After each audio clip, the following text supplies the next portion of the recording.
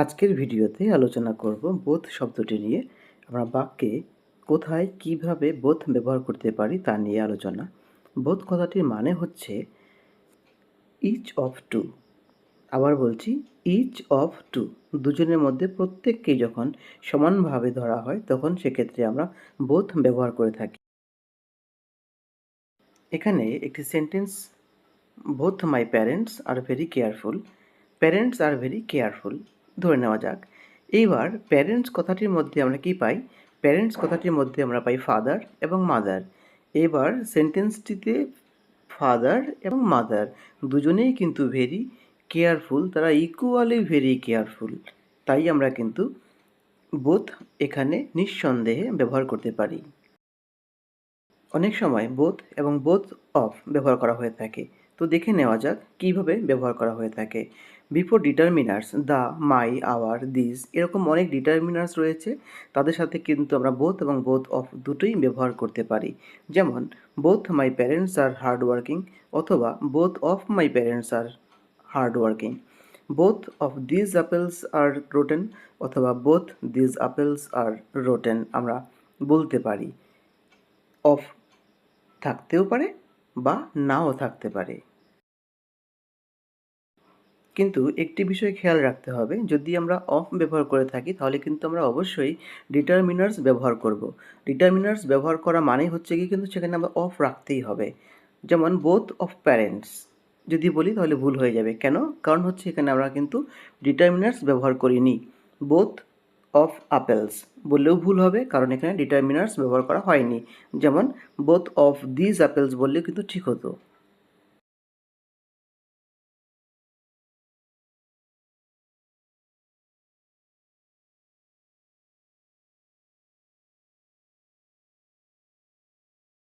আমরা যখন personal pronoun যেরকম আস, ইউ, দেম, এরকম আরও যা পার্সোনাল প্রোনাউন রয়েছে ব্যবহার করছি বোথ এর সাথে, তখন কিন্তু অবশ্যই আমরা তার সাথে অফ যোগ করব।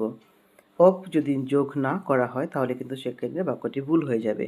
Both of them are honest, এখানে অফ এবং দেম অবশ্যই ব্যবহার করতে হবে, কারণ দেম একটি পার্সোনাল প্রোনাউন। অন্যদিকে he has called both of us, us একটি পার্সোনাল প্রোনাউন, শুধুমাত্র বোথ আস বলতে পারবো না, তার সাথে আমাদের অফ কথাটি অবশ্যই যোগ করতে হবে। এবারে দেখে নেওয়া যাক বোথ কথাটির সাথে ভার্বের কী সম্পর্ক রয়েছে। প্রথম বাক্যটিতে রয়েছে the girls are both very intelligent. Both থেকে ভেরি ইন্টেলিজেন্ট বাক্যে কমপ্লিমেন্ট হিসেবে রয়েছে।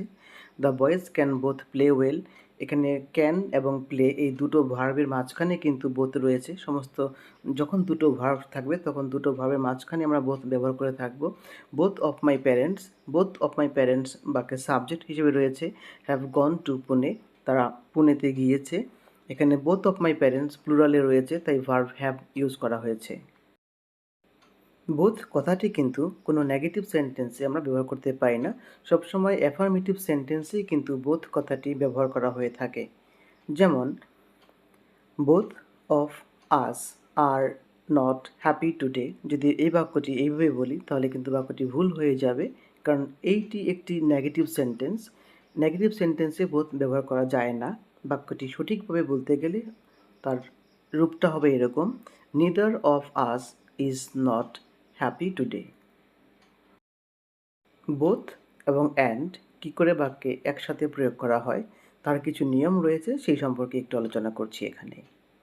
বোথ এবং অ্যান্ড এই স্ট্রাকচারটি অধিকাংশ সময় যখন নাকি আমরা ব্যবহার করে থাকি তখন তারা সেম কাইন্ড অফ ওয়ার্ডস অথবা সেম এক্সপ্রেশনসকেই কিন্তু পাশাপাশি যোগ করে থাকে।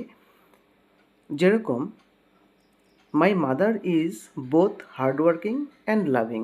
হার্ডওয়ার্কিং এবং লাভিং কিন্তু পার্টিসিপল অ্যাডজেক্টিভ এরা, তাই দুটো শব্দকে বোথ এবং অ্যান্ড দিয়ে যোগ করা হয়েছে।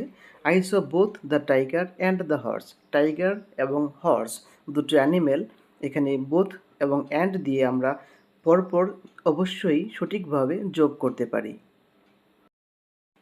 এই বাক্যটিতে both two movies are based on novels by R N. Tagore. Both কথাটি মানে হচ্ছে গিয়ে ইচ অফ টু, একই বাক্যে আবার আমরা টু ব্যবহার করেছি এখানে, তাহলে বাক্যটি কিন্তু গ্রামাটিক্যালি ভুল হচ্ছে। আমাদের সঠিকভাবে লিখতে গেলে আমাদের বাক্যটি কিন্তু একটু অন্যরকম হবে। এখানে বলে নেওয়া হচ্ছে যে both is not used with two. এটা একটা রুলসের মধ্যে পড়ে যায়। কেন? কারণ আমরা তো আগেই বলেছি যে বোথ মানেই হচ্ছে কি ইউজ অফ টু। তাহলে সঠিক বাক্যটি কি হবে? সঠিক বাক্যটি হবে এরকম, both movies are based on novels by R N Tagore. তার মধ্যেই কিন্তু দুটো মুভির কথা বলা হয়েছে। এখানে সেন্টেন্সটি রয়েছে I play both the piano as well as the guitar. শুরুতেই বলেছিলাম বোথ মানে হচ্ছে equal to, each of two, দুজনের মধ্যে একই রকম গুরুত্ব থাকবে যে দুজন সম্পর্কে বলা হচ্ছে বোথ এর মাধ্যমে। কিন্তু এখানে অ্যাজ ওয়েল অ্যাজ দিয়ে আমরা পরে যাকে যোগ করে থাকি তার কিন্তু গুরুত্ব কমে যায়। তাহলে সঠিক বাক্যটি কী হবে? I play both the piano and the guitar. As well as দিয়ে হলে বাক্যটির দ্বিতীয়টির গুরুত্ব যেহেতু কমে যাবে তাই বাক্যটি ভুল হয়ে যাবে। She did not buy both the books. Both the books মানে দুটো বইয়ের মধ্যে দুটোই, কিন্তু তা হচ্ছে না কারণ বাক্যটি নেগেটিভে রয়েছে। তাহলে সঠিক বাক্যটি হবে she did not buy either of the books. যদি বোথ কথাটি রেখে আমরা বাক্যটিকে নেগেটিভ করতে চাই তাহলে ভুল হয়ে যাবে, কারণ দুটোর মধ্যে সে একটিও তো কিনেনি। পরে লক্ষ্য করা যাক এই বাক্যটি, both Brown and John is preparing for BCS. Brown এবং জন, বোথ এবং অ্যান্ড দিয়ে যোগ করা হয়েছে, তাহলে তো প্লুরাল হয়ে গেল, কিন্তু ভার্ব কি দেখা যাচ্ছে?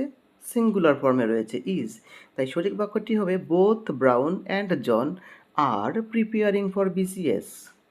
এবারে আলোচনা করছি কিছু কমন এরর্স নিয়ে, যে কমন এরর্সগুলো আমাদের কম্পিটিটিভ এক্সামের ক্ষেত্রে সাহায্য করতে পারে আমাদের। She looked very tired and her hands both war red and শোর। একটু ভালো করে খেয়াল করে দেখবে সবাই, both war red and sore এই জায়গাটা। She looked very tired and her hands were both red and sore.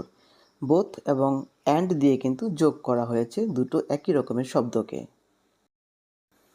এই বাক্যটিতে বলেছে we both have joined Facebook today. আমরা দুজনেই আজ ফেসবুক জয়েন করেছি।